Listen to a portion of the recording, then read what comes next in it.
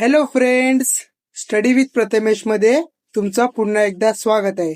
आजच्या इम्पॉर्टंट मध्ये आपला खूप इम्पॉर्टंट टॉपिक आहे असेंब्ली डायरेक्टिव्ह. ओके, खूप इम्पॉर्टंट क्वेश्चन आहे मित्रांनो. हा मायक्रो प्रोसेसर प्रोग्रामिंगचा चौथा सेमिस्टर सुरू झालेला आहे. Unit number 3, lecture number 3, last lecture आहे आपल्या युनिट नंबर 3चा, the art of assembly language programming. Okay, video खूप मोठी होणार आहे मित्रांनो. फक्त तुम्हाला काय करायचंय, मी सर्व कॉन्टेंट तुम्ही इथं प्रोव्हाइड करतोय. खालती कमेंट करा आणि व्हिडिओ लाईक करायला विसरू नका. जर तुम्ही कमेंट कराल तरच मी नेक्स्ट व्हिडिओ घेऊन येईन, नाहीतर मी व्हिडिओ घेऊन येणार नाही. ओके, तर तुम्हाला जर पाहिजे असेल थर्ड युनिटवरती तर मी व्हिडिओ घेऊन येईन. आणि जर तुम्ही चॅनलवरती नवीन असाल तर चॅनलला सबस्क्राईब करा स्टडी विथ प्रथमेशला, आणि सबस्क्राईब केल्यानंतर व्हॉट्सअप ग्रुपला जॉईन व्हा, कारण तिथे तुम्हाला भेटणार फ्री कॉस्ट ऑफ नोट्स सर्व फ्री अवेलेबल आहेत. ओके, तर लेक्चर नंबर 3 आहे आपला असेंब्ली डायरेक्टिव्ह.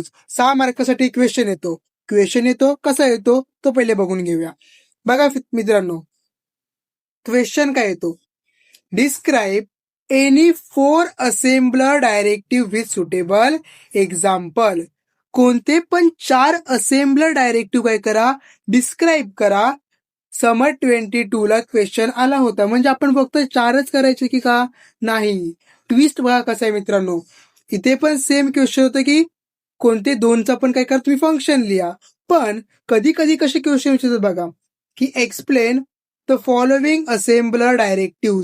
ते सांगतात आपल्याला की हा असेंबलर डायरेक्टिव्ह डिफाईन करा, हा डिफाईन करा, EQ डिफाईन करा, डुप्लिकेट डिफाईन करा, सेगमेंट म्हणजेच काय, एंड म्हणजेच काय, हे ते देतील आणि आपल्याला डिफाईन करा. तर 6 मार्काला क्वेश्चन येतो. इथे पण same DW, and P, EQ, segment समर 25 ला आला होता. असे क्वेश्चन समर 23 येतात बघा. विंटर 24 ला पण सेम अशाच टाईपचे question most of the time एक्झामला विचारतात. मग आपल्याला इथे काय करायचंय, आपल्याला इव्हन ऑल सर्व जे काही डायरेक्टिव्ह आहेत ते करायला लागणार आहेत. मी तुम्हाला इथे सर्व एक्सप्लेन करतो. चॅनलला सबस्क्राईब करा, व्हिडिओ लाईक करा, आणि आता आपण सुरू करूया आपले जे असेंब्ली डायरेक्टिव्ह आहेत ते. ओके, तर बघा मित्रांनो, पहिला आपला जो असेंब्ली डायरेक्टिव्ह आहे तो आहे सेगमेंट डायरेक्टिव्ह. पहिला कोणता आहे, सेगमेंट डायरेक्टिव्ह. हा क्वेश्चन आलाय का बघा सेगमेंट डायरेक्टिव्हचा. तर हा बघा इथे बघा क्वेश्चन आलाय, हा बघा सेगमेंट आलाय ना, सेगमेंट. DW पण आलाय, DB पण आलाय, म्हणजे आपल्याला इव्हन सर्व करायचे आहेत. असा कोणताच क्वेश्चन आहे जो कॉन्स्टंटली विचारला जाऊ शकतो. ओके, तर बघा सेगमेंट डायरेक्टिव्ह म्हणजेच काय, indicate start of the logical segment. जे काही तुम्ही सेगमेंट स्टार्ट करणार आहात, हा काय इंडिकेट करतो की तुमचा लॉजिकल सेगमेंट स्टार्ट झालाय की नाही. कोड सेगमेंट सुरुवात कशी करतात, कोड सेगमेंटनी सुरुवात करतात. ओके, सेगमेंट डायरेक्टिव्ह काय करतो, जेव्हा तुम्ही केव्हा CS, DS, ES हे काय सेगमेंट डायरेक्टिव्ह आहेत, केव्हा तुम्ही स्टार्ट करताना तेव्हा तो इंडिकेट काय करतं, start of logical segment. Code सेगमेंटने त्याची काय करते, सुरुवात केली जाते. बघा एंड एस आणि एंड, फरक बघा काय, बघा हा एंड एस आहे आणि हा एंड आहे. फरक इतकाच आहे, एंड एस म्हणजे काय करतो, indicated the end of logical segment. म्हणजे जी ती सेगमेंट आहे ना, ही सेगमेंट जर ती तुम्हाला एंड करायची असेल तर तुम्ही यूज करता एंड एस, म्हणजे एंड ऑफ सेगमेंट. बघा कोड सेगमेंटला इथं सुरुवात केली, इथे तुमचा कोड असेल, आणि ऍट द एंड काय केला, कोडच्या एंड एस म्हणजेच काय, एंड सेगमेंटला तुम्ही एंड केलात. ओके, लिहून घ्या ऍज अ तुमचा नोटमध्ये. खूप इम्पॉर्टंट टॉपिक आहे, याच्यावरतीच तुमचे एक एक कोड क्रिएट होणार आहेत. तो तुम्ही हा कॉन्सेप्ट क्लिअरली समजून घ्या. एंड डायरेक्टिव्ह काय करतो फ्रेंड्स, एंड ऑफ प्रोग्राम. म्हणजे जेव्हा केव्हा तुम्ही समजा इथं प्रोग्राम इथे तुमचं क्लिअर सुरुवात केलेली आहे, जर तुम्हाला एंड करत असेल तर तुम्ही लिहिणार आहोत एंड. ओके, आय होप तुम्हाला कॉन्सेप्ट समजलेला असेल की काय काय इथे आपण आता बघितलेलं आहे. बघा इथे आपण काय काय बघितलं, इथे बघितलं आपण सेगमेंट डायरेक्टिव्ह, सेगमेंटला स्टार्ट करतो. हा काय इंडिकेट करतो की लॉजिकल सेगमेंटला एंड कसा करायचा, आणि हा पुरा प्रोग्रामला एंड करतो. आय होप समजलेला असेल. पुढचा बघून घेऊया. पुढचा कॉन्सेप्ट आहे आपला अज्युम डायरेक्टिव्ह. अज्युम म्हणजे ठीक आहे, आपण काहीतरी अज्युम करतो, बरोबर आहे. Let suppose, assume. तर हा काय करतो बघा, तर directive assume inform the assembler the name of the logical segment that should be use for specific segment. हा काय सांगतो की अज्युम करतो आणि सांगतो काय, अज्युम करून असेंबलरला असं सांगतो की जी काही लॉजिकल सेगमेंट आहे, बरोबर आहे, कुणाची, असेंबलरची. बघा, असेंबलर द हा इन्फॉर्म करतो, असेंबलरला सांगतो काय की the name of logical segment, जी काही लॉजिकल सेगमेंटचा नेम आहे, दॅट शुड बी यूज, म्हणजे ती यूज करते कोण, एका स्पेसिफिक सेगमेंटने. म्हणजे एक लॉजिकल सेगमेंट एक स्पेसिफिक सेगमेंट यूज करते आहे, हा सांगण्याचा काम अज्युम डायरेक्टिव्ह करतो, पण तो सांगतो कुणाला, असेंबलरला. ओके, समजला. सिंटॅक्स बघा काय, सेगमेंट रेजिस्टर. ओके, सेगमेंट आहे, रेजिस्टर आहे. सेगमेंट नेम, सेगमेंट रेजिस्टर, आपण दुसरा सेगमेंट रेजिस्टर घेतलाय, सेगमेंट नेम, दोघांच्या इथं पण same. Where segment register, segment register, SAG म्हणजे segment register, CS code segment, data segment, extra segment, stack segment आपण आर्किटेक्चर ऑफ 8086 मध्ये बघितलेले आहे. तुम्हाला नोट्स दिलेले आहेत मी व्हॉट्सअप ग्रुपवरती, लिंक डिस्क्रिप्शन मध्ये आहे, जॉईन व्हा, व्हिडिओ लाईक करा. Okay, segment name, user define segment.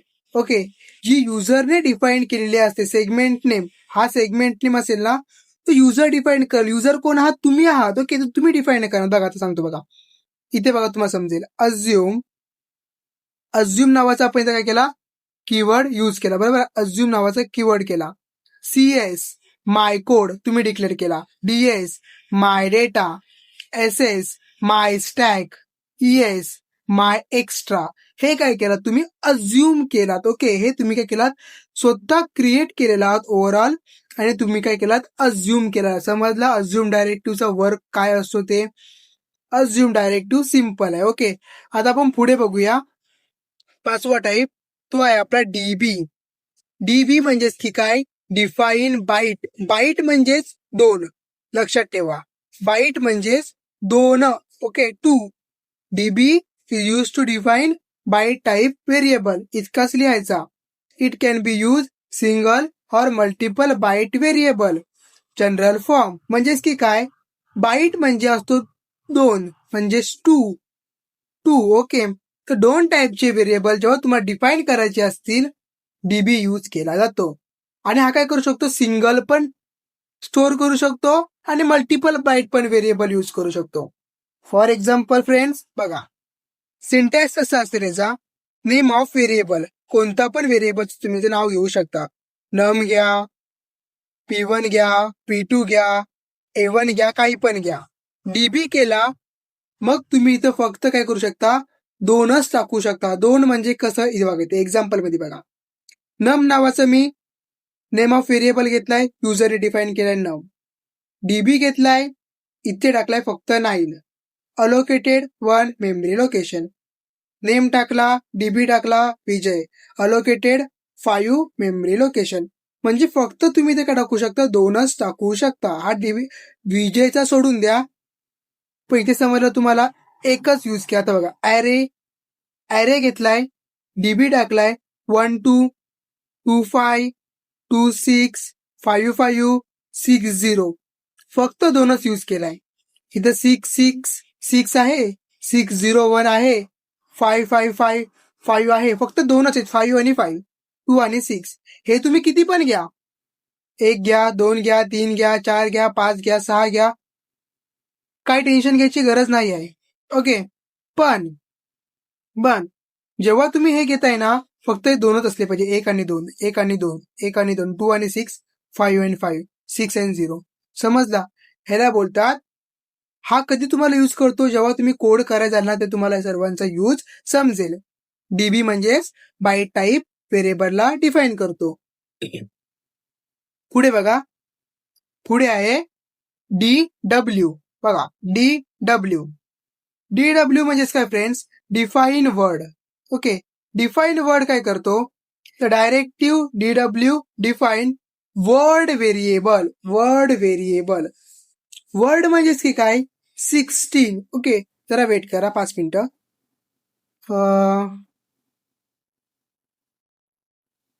हा,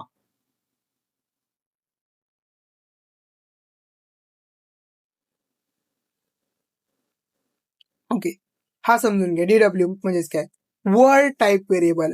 वर्ड म्हणजेच किती 16 बीट. 16 बीट म्हणजेच 4 व्हेरिएबल. बघा, same form, name of the variable DW, initialize value, syntax same राहील. हा इथे पण सेम राहिलाय, नव आहेत. म्हणजे तुम्ही काय करू शकता, अलोकेटेड टू मेमरी लोकेशन. तर बघा इथे लिस्ट घेतला, डुप्लिकेट तयार केला, ते जाऊ द्या. डीडब्ल्यू मध्ये 7, 8, 23, 55, 42, 10 मेमरी लोकेशन इथं काय केलेत, यूज केले. हा जसं तुम्ही तसा लिहून घ्या. ओके, सिम्पल आहे. डीडब्ल्यू टाकला तर तुम्हाला फक्त इथे बघा बाईट टाईप व्हेरिएबल पण यूज करू शकता किंवा तुम्ही 16 बीट व्हेरिएबल पण यूज करू शकता. ओके, 7वाच्या अगोदर पहिले 8वा बघून घेऊया. डीडब्ल्यू नंतर येतो D double word. Okay, word आता आपण बघणार आहोत. ओके, हा, डबल वर्ड म्हणजेच काय असणार आहे फ्रेंड्स, तो 16 होता, हा असेल 32 साठी. राईट, 32 साठी कसं सांगतो बघा, DB is use to define 4 byte म्हणजेच double word variable use to define single और multiple double word variable. Same name of variable DD, initialize values. Same example तुम्हाला घेऊन द्या, 1, 2, 3, 4, 5, 6.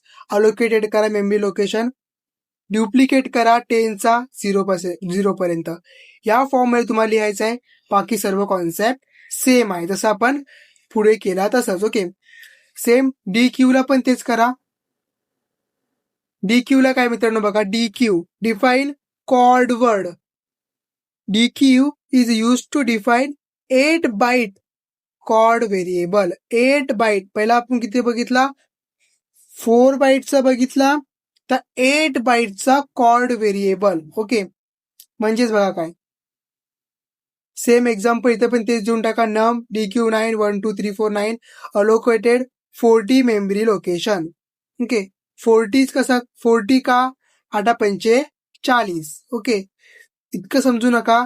जसं एक्झाम्पल तिथे घ्या, 8 बाईट ऑफ व्हेरिएबल, हा किती येईल 10 बाईट ऑफ व्हेरिएबल. डीटी म्हणजेच define 10 byte. DT define 10 byte of variable. Same, काय चेंज करायचं नाही. एक तुम्ही लर्न करा, तुम्हाला बाकी सर्व लर्न होऊन जाईल. ओके, त्याच्या अगोदर ड्युप्लिकेट समजून घ्या. ड्युप्लिकेट ऑपरेटर काय करतो, यूज टू ड्युप्लिकेट आणि मल्टी पॉइंट सिलेक्टेड व्हेरिएबल. आता समजा ही एक काय केलं नाही, डीबी नावाचा एक व्हेरिएबल यूज केलाय, स्टोअर केलाय. डीबी ड्युप्लिकेट केलाय म्हणजे ती काय केलाय, एक ड्युप्लिकेट आपण तयार करतो, म्हणजे डुप्लिकेट असं बोलू शकतो आपण. 20 नावाचा, मला 20 नावाच्या व्हेरिएबल मध्ये काय करायचं, तुम्ही असं लिहायला टेम्प डीबी 100 ड्युप्लिकेट. ड्युप्लिकेट करून तिकडं स्टोअर होणार. हे तुमचे जर्नल सिंटॅक्स आहेत, जेव्हा तुम्ही प्रॉपर कोड करायला जाल ना तेव्हा तुम्हाला समजेल. ओके, आता पुढचं टॉपिक आपण बघून घेऊया. हे तुम्हाला हे तुम्हाला 8 आता तुम्हाला समजले असतील. 10 पर्यंत तुम्हाला समजलेले आहेत की कुठे काय काय यूज करायचं आहे तो. ओके, डी क्यू काय, डी टी काय, फक्त स्मॉल चेंज आहे, तितकेच लक्षात ठेवा. जेव्हा तुम्ही प्रोग्राम बघायला जाल तेव्हा तुमचा कॉन्सेप्टच क्लिअर होऊन जाईल. ओके, तुम्हाला फक्त आता हे लिहून काढायचे आहेत. जर असा क्वेश्चन विचारला तर तुम्हाला फक्त यांची एक्सप्लेनेशन द्यायचं आहे. पुढे बघूया आपण, पुढे बघूया मित्रांनो. ओके, पुढे काय बघायचं आपल्याला बघा, आपल्याला बघायचं आहे डी क्यू यू म्हणजेच इक्वेट डायरेक्टिव्ह. EQU म्हणजेच की काय, the EQU directive is use to declare a symbol for which some constant value is assign.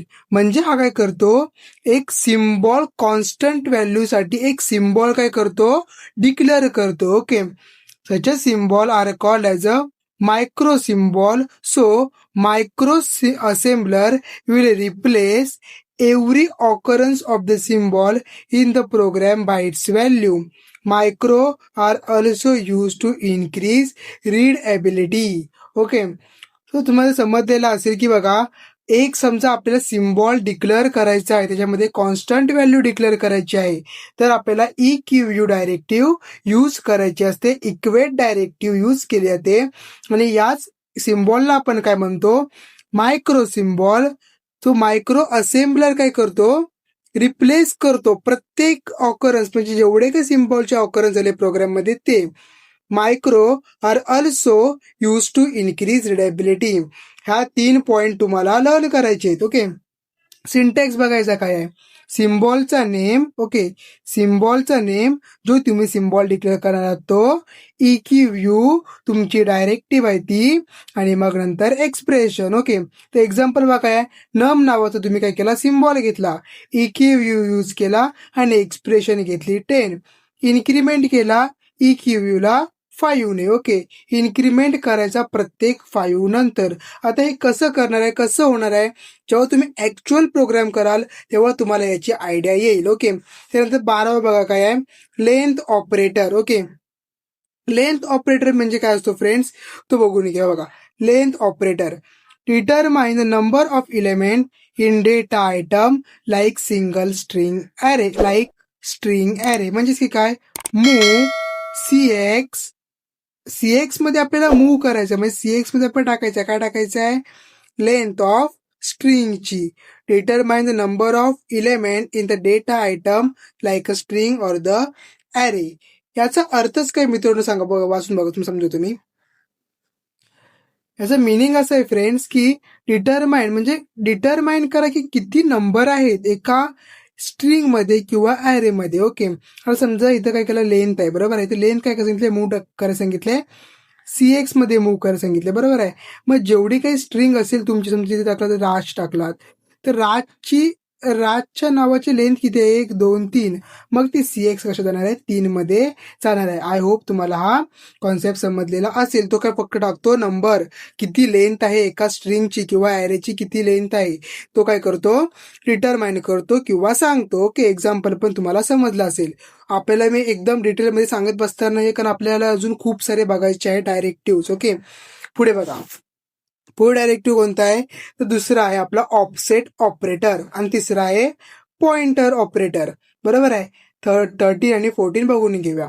तर directive offset inform the assembler to determine the displacement of the specify variable with respect to the base of the segment, बरोबर आहे. Offset म्हणजे काय, displacement means किती time पासून तो place झालेला आहे, आणि with respect to the base of segment. हे सर्व थेरी आहे, तुम्हाला थेरी लर्न करावी लागणार आहे. सिंटॅक्स कसा घ्यायचा, ऑफसेट घ्यायचा, व्हेरिएबल नेम घ्यायचा, समजा घेतला मूव्ह करायचा आहे SI मध्ये, मूव्ह करायचा आहे DX मध्ये, मूव्ह करायचा आहे BX मध्ये.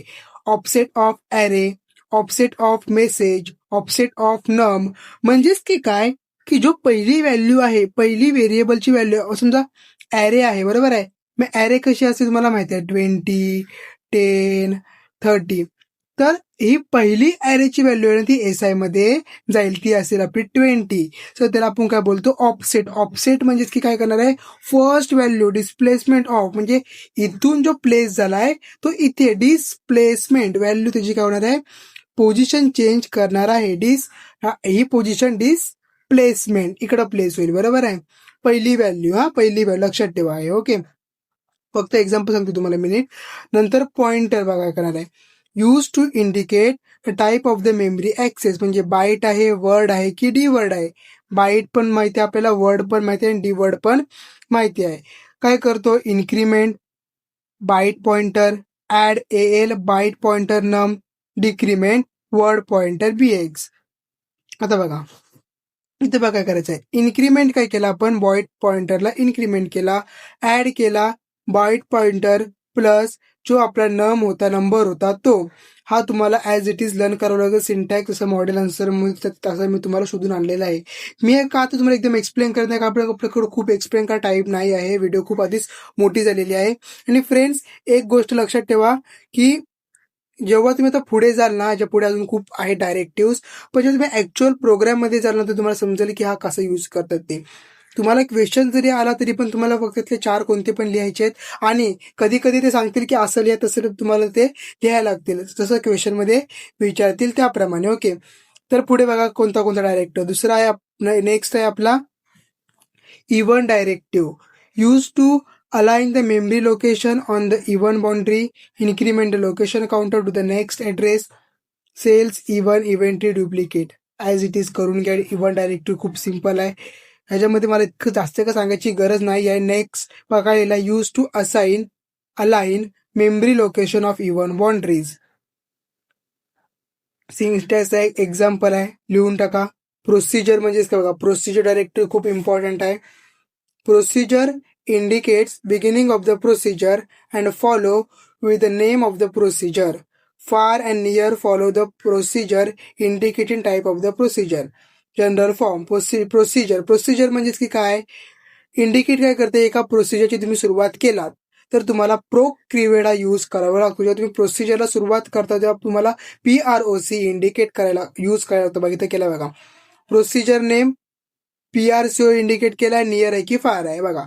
ऍड करायचा प्रोसिजर नियर आणि प्रोसिजर कोड, तर तुमच्या इथं कोड येईल. सॉरी माय बॅड. हा, प्रोसिजर कोड इथे येईल आणि प्रोसिजरला एंड म्हणजे एंड पी घेतलाय. एंड पी घेतलाय. एंड पी म्हणजेच काय, प्रोसिजर एंड करणार आहे. बरोबर आहे. हा सिंटॅक्स आहे. म्हणजेच की काय, जर तुम्हाला कोणती पण प्रोसिजर क्रिएट करायची असेल, पुढे एक्झाम्पल कोडमध्ये येईल की तुम्हाला कसा प्रोसिजर क्रिएट करायचा कसा नाही, पण डायरेक्टिव्ह आहेत ते समजून घ्या. हा, आपण डीपली पण याचा कॉन्सेप्ट पुढे बघणार आहोतच, पण पहिले इथपर्यंत तुम्हाला समजलं असेल. 16 डायरेक्टिव्ह आपण बघितलं, पुढच्या पण बघून घ्या. खूप सारे डायरेक्टिव्ह आहेत म्हणून मी लवकर तुम्हाला शॉर्टमध्ये घेत आहे. मित्रांनो, इतकी मेहनत करतोय, एका व्हिडिओ लाईक तर झालाच पाहिजे. तुमचा लाईक मला खूप मोटिव्ह करेल आणि मी अशी व्हिडिओ तुमच्यासाठी बनवत राहीन. ओके, लाईक करायला विसरू नका. नवीन सबस्क्राईब करा. याची सर्व नोट्स मी तुम्हाला अवेलेबल करून देतो व्हॉट्सअप चॅनलवरती, ग्रुपवरती आपल्या. ओके, नेक्स्ट कोटला बघा, एंड पी. एंड पी म्हणजेच की काय, end procedure. Okay, the directive end P inform the assembler the end of procedure. म्हणजे जी तुम्ही प्रोसिजर आता मागे केलात ती आता जर आपल्याला एंड करायची असेल तर आपण एंड पी डायरेक्टिव्ह यूज केला जातो. The directive NP and the PROC means procedure must enclose the procedure code. General form काय, प्रोसिजर नेम आणि NP. आपण बघितलं मागच्या स्लाइडमध्ये की NP आपण कुठे यूज करतो. बरोबर आहे.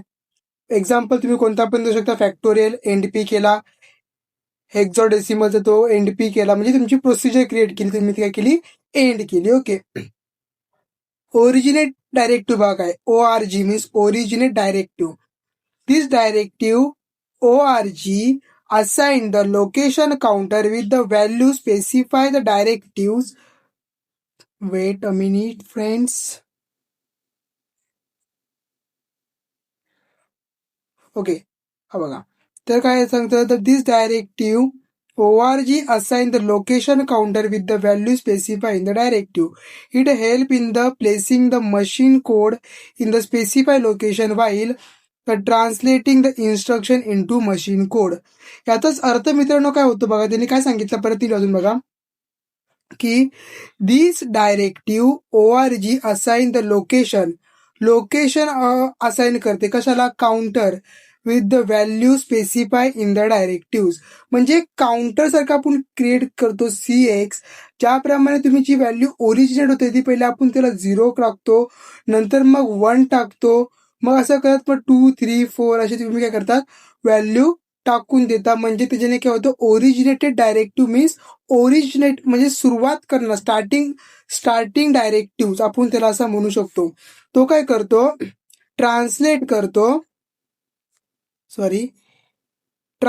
करतो इन्स्ट्रक्शनच्या मशीन कोडमध्ये. लोकेशनच्या ट्रान्सलेटिंग करतो तो इन्स्ट्रक्शन टू मशीन कोड पर्यंत. समजलं. ओरिजिनेटेड काय करतो, तुम्हाला हे लर्न करावा लागणार आहे. किती पण तुम्ही समजायचा प्रयत्न केला तरी पण तुम्हाला लर्न करायला लागणार. तुम्ही नोट्समध्ये हे लिहून घ्या. ओके, चॅनलला अजूनपर्यंत तुम्ही लाईक केला नसेल, सबस्क्राईब नाही केलं असेल, सबस्क्राईब करून घ्या आणि आत्ताच्या आता व्हिडिओ लाईक करून घ्या. खूप मेहनत केली मी, आता मी पुढे व्हिडिओ बनवणारच नाही, लक्षात ठेवा.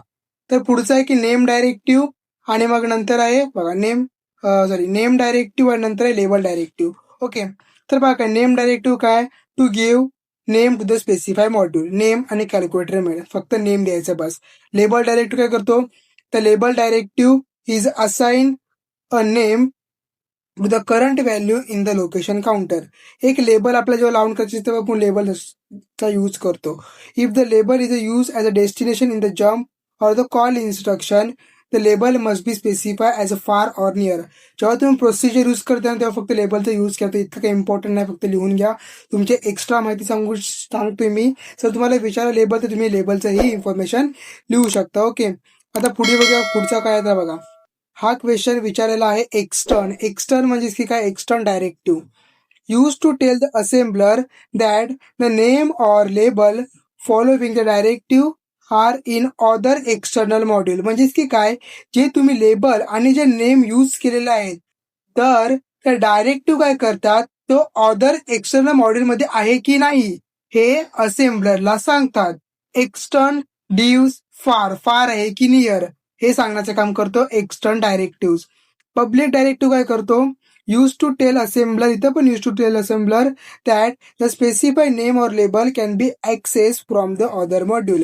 म्हणजे जर ते काय नेम आणि लेबल, जे काही नेम आणि लेबल आहेत, जर ती काय अदर मॉड्यूलने ऍक्सेस केली असेल तर पब्लिक डायरेक्टिव्हचा यूज करतो. पब्लिक एबीसी आणि XYZ, म्हणजे एबीसी मॉड्यूलला XYZने काय केलेलं आहे, ऍक्सेस केलेला आहे. Short directive use to tell the assembler that 1 byte displacement is need to be code jumped instruction in the program. म्हणजेच शॉर्ट डायरेक्ट काय करतो, समजा आपल्याला first byte of need to code jump instruction in the program, म्हणजे म्हणजे जेव्हा आपल्या प्रोग्राममध्ये एका कोडपासून दुसऱ्या कोडपर्यंत जम्प करून आपल्याला तीच इन्स्ट्रक्शन लूप वाईज फिरवायची असते, शॉर्ट डायरेक्टिव्हचा यूज केला जातो. Type of operation, type of operation काय काय, determine type of the operation, कोणत्या टाईपचं ऑपरेशन स्पेसिफाय केलं आहे. फॉर एक्झाम्पल बाईट आहे, वर्ड आहे की डबल वर्ड आहे. ओके, खूप मोठी व्हिडिओ झालेली आहे मित्रांनो, हे समजलेलं असेल, तुम्ही हे लिहत घ्या. आय होप तुम्हाला समजलं असेल. समजलं नसेल तरी पण मी तुम्हाला ह्याची PDF ग्रुपवरती टाकून देईन, व्हॉट्सअप ग्रुपवरती, तिथे जॉईन व्हा लवकरात लवकर. या व्हिडिओ लाईक करायला विसरू नका. जर तुम्ही लाईक कराल ना व्हिडिओला तरच मला कमीत कमी 15 लाईक तरी पाहिजे. जर तुम्ही लाईक असेल तर मी तिकडे नोट्स अपलोड करीन, नाहीतर करणार नाही. Okay, as you wish. तुम्हाला पाहिजे असेल तर तुम्ही लाईक करा आणि कमेंट करा. मी तुम्हाला व्हॉट्सअप ग्रुपला ह्याची पूर्ण PDF अवेलेबल करून देतो. मिळूया पुढच्या व्हिडिओमध्ये. नेक्स्ट युनिट बघू आपण, मायक्रो प्रोसेसचं 3rd युनिट. तोपर्यंत बाय बाय.